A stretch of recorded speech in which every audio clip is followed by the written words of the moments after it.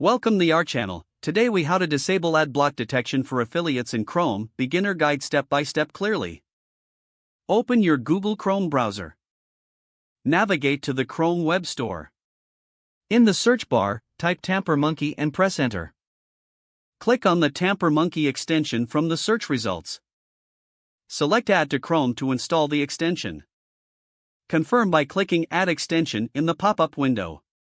Once the installation is complete, you'll see the TamperMonkey icon in the upper right corner. Next, click on the TamperMonkey icon. Select Create a new script from the drop-down menu. In the script editor, you will see some default template code. Delete the default code to start fresh. Copy the following sample code. JavaScript // user script / ad name. Make sure to replace example.com with the URL of the website where you want to disable Adblock detection. Click the File menu and select Save.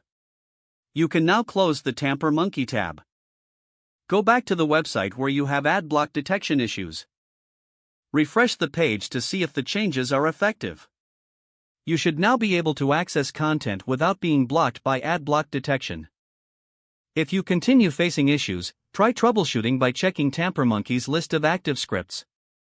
You may also consider adjusting the code for other websites by adding more ad-match lines as needed.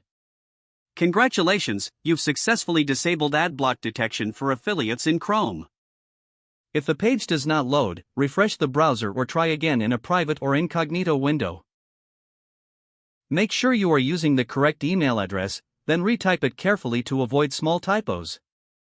If your password is not accepted, use the reset option and create a new strong password you can remember.